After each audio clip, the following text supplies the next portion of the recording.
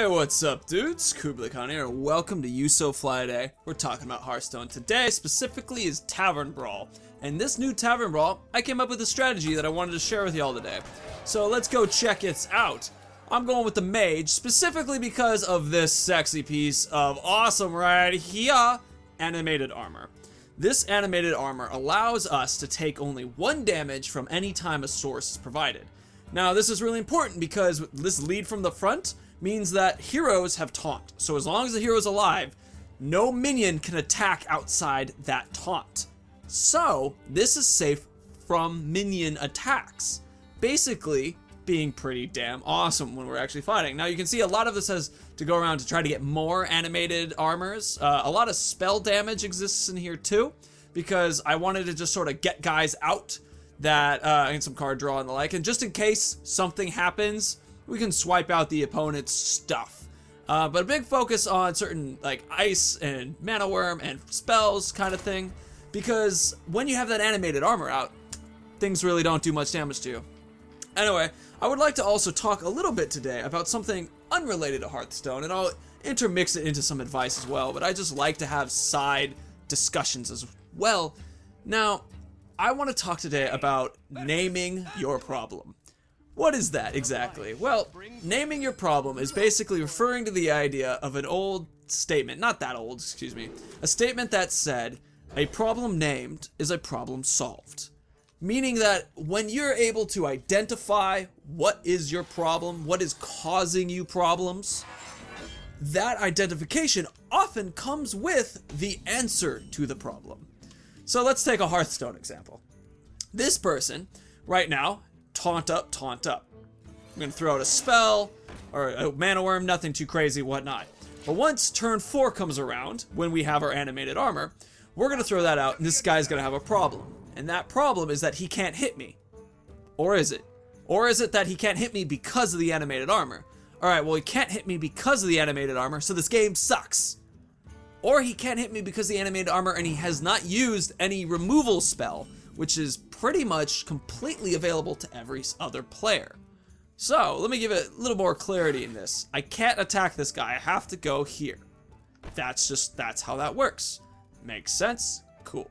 Now, I would potentially use these, but I would like to save a lot of these spells for when I have spell damage up, because most of our damage comes from spell damage. Now, I have a bunch of spell damage guys, a little cobbled. Honestly, when I throw him out, I'm going to talk about it because it sounds weird.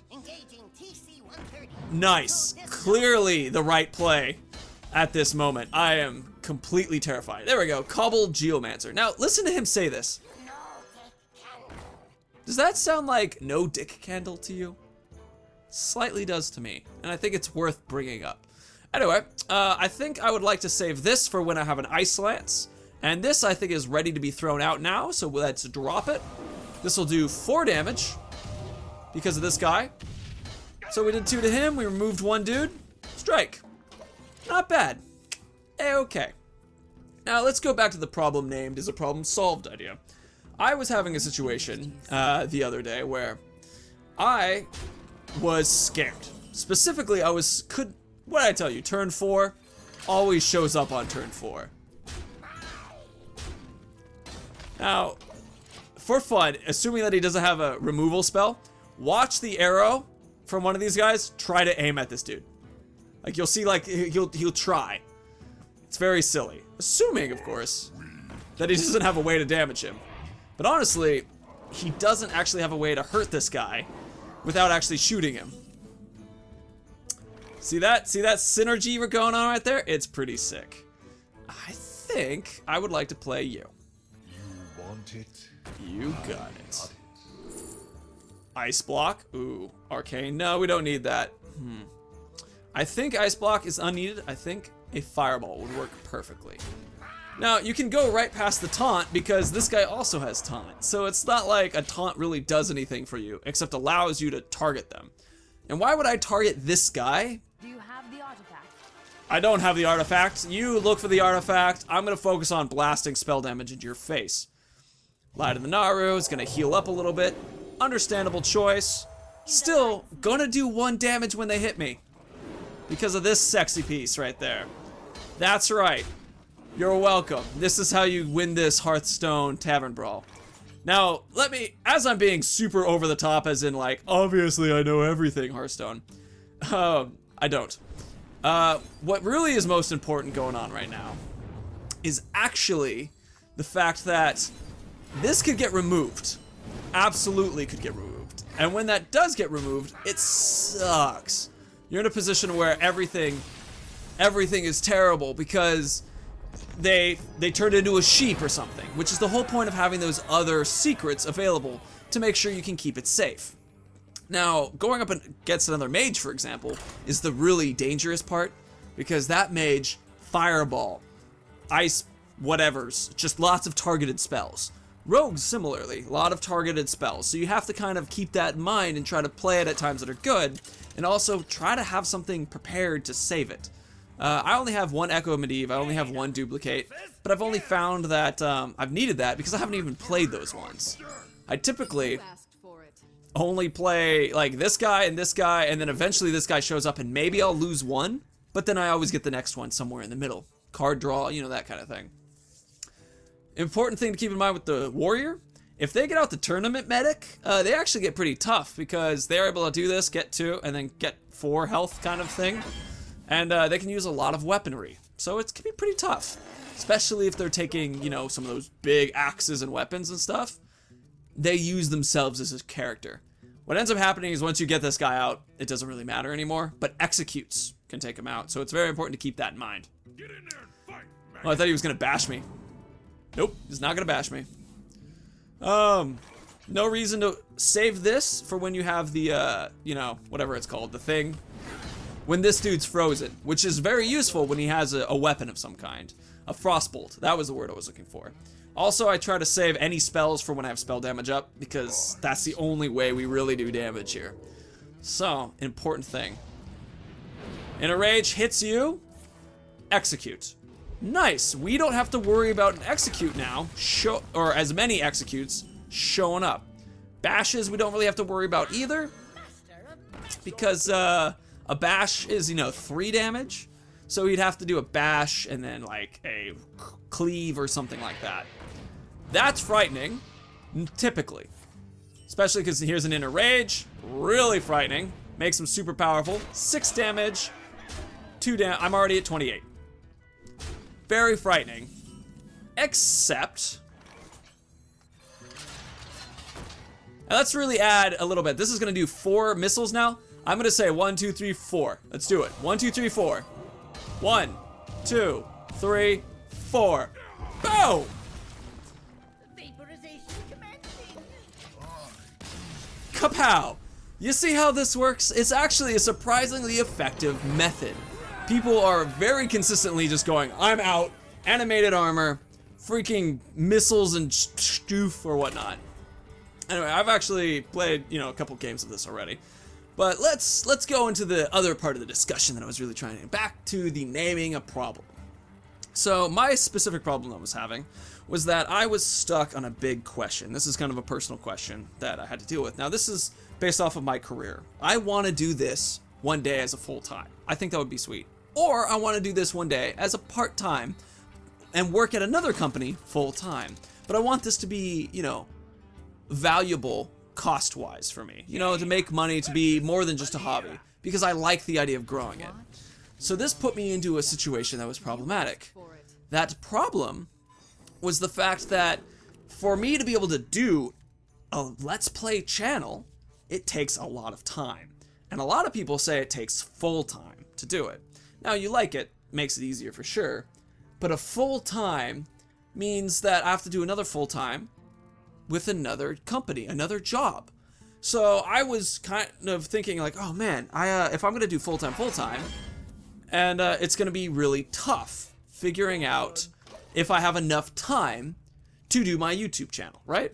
Now, the thing is, depending on the full-time job, of course you could do it too. You know, is it a kind of job, and just, you know, that where you have to go home and think about it, or is it the kind of job where you leave it at work when you have your whole work process? Nice, we got 2 of these. Stub. freeze bursting in pretty soon. So that is what was one of my problems. The second problem I had was if I take a job that necessarily makes my mind relax some, you know, something a little bit easier to think about, then I find myself in a position where I'm not really challenging myself. Now, sure, I may go home and challenge myself with a YouTube channel that I'm working on, and that's fantastic. But the problem I run into is if that's my only challenge and it's, let's say, for whatever reason, not succeeding, you know, I'm just not doing very well as I'm going through it, that kind of sucks, you know, that's super tough. So if I'm not succeeding very well and I'm using my and I'm going to work at a job that doesn't challenge me, but then I'm going home to work on my channel that is also not really growing, I'm not succeeding at, I'm going to feel like I am unsuccessful, personally. And so because you want to find something that challenges you, that gives you a reason to continue doing these things. What's he gonna do? Let's see, hold on, I'm really curious. That could hit that. That is true. This is why we have Flame Strike. Because Flame Strike does a really good job of focusing where the damage will go. But there's another thing that's important to keep in mind about this, which is that we can remove the threat.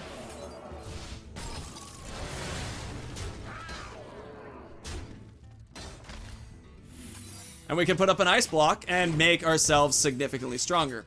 This is terrifying, don't get me wrong, but he has to get rid of this. And that's an important thing. Now, I love the fact that this will constantly improve these dudes. That's actually pretty cool. But he still has to target this guy. And if he has no way to target him... Blade Flurry? Hold on, he might actually have a way to target him. Besides that dude.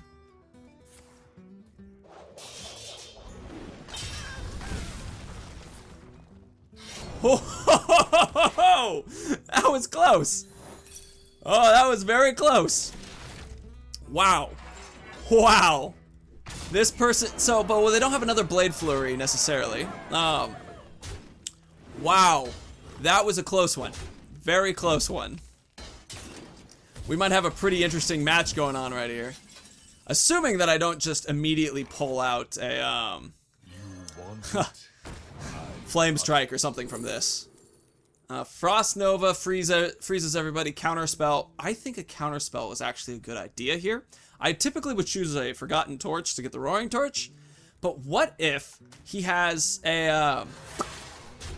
like just a cheap spell that targets this? Something really small. Work then dead in a turn. Like that. So, off that expectation, I'm going to try to get both of these out. This will give us like that extra churn needed, and this will give us an extra moment where they can't use that spell. Woo! Woo! Things are getting spooky. Things are getting spooky. That Flame Strike is looking pretty good right now. Oh man. Oh man, frightening. Gotta like this guy's Mech Rogue deck. It's pretty cool. Get you out. Couple it with you. Okay. So we're safe from any like counter spell, or not counter spell, any kind of like eviscerate or shiv. So that's good. We're even safe. Oh goodness! I didn't even think of that. Woo! What does he have? Does he have anything that like a Blade Flurry would do it?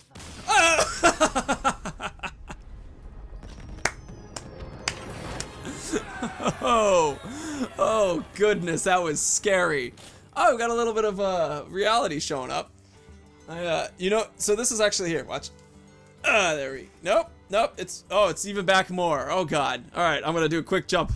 Okay, we're back. Gotcha. All right, yeah, a little bit of reality. Actually, my green screen is leaning on me right now. I don't use like a curtain rod. I actually wrapped a giant thing of cardboard in green, and that's how I do that. Turned out that part of it broke, so it tilted a little bit. Anyway, gonna do another one. I want to continue on this thought of the problem name.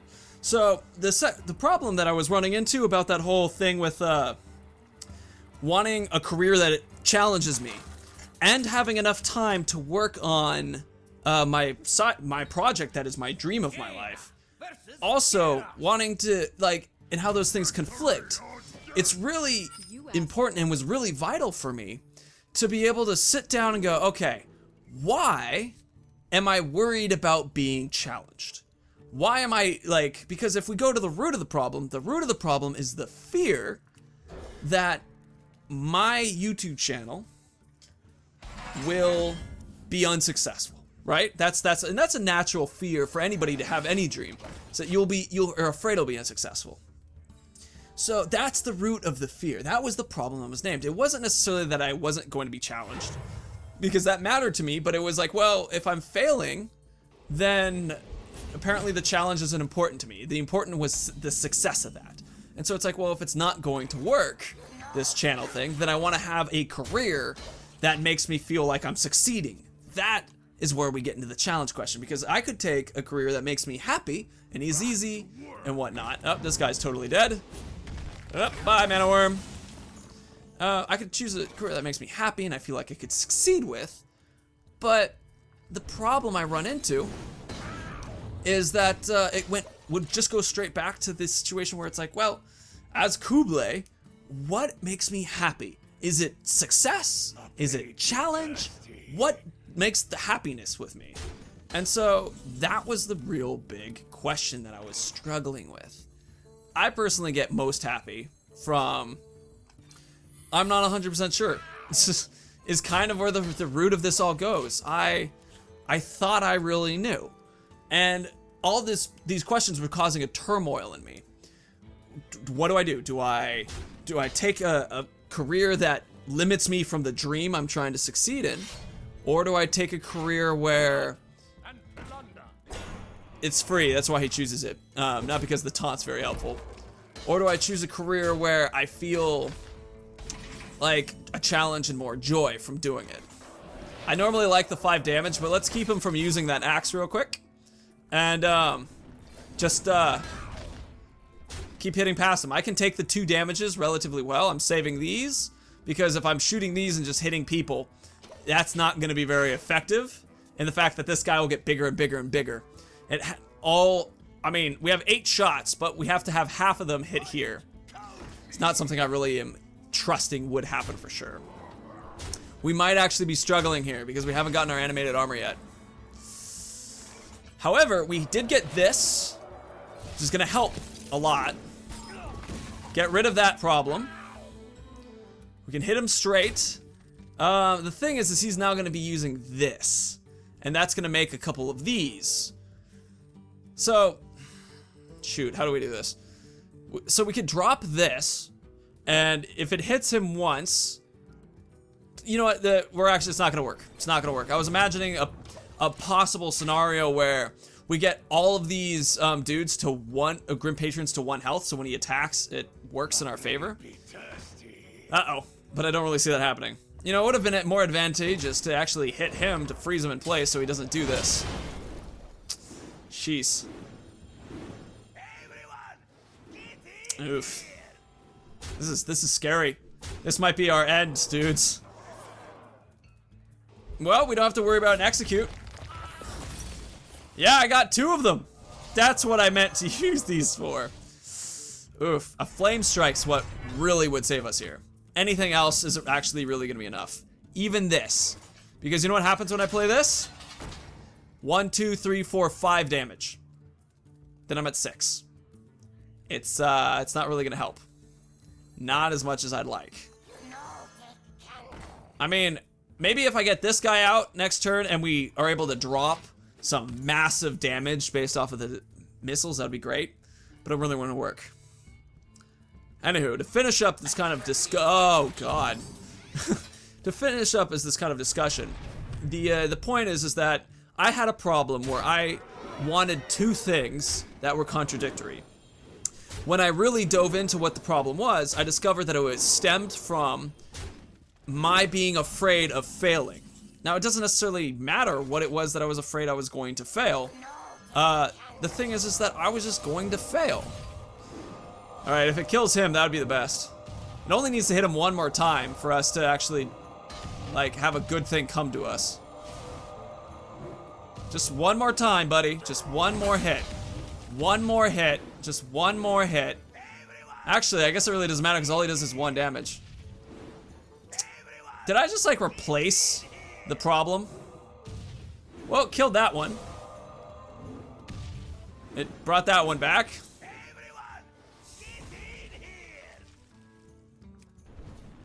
Assuming this doesn't die. 1, 2, 3, 4, 5. Well, it looks like we lost this one. A flame strike. We have a flame strike. I could have played this and maybe gotten one, but I wouldn't have had enough stuff to play it. That would be fascinating if I have a heal bot in here. If my heal bot comes out.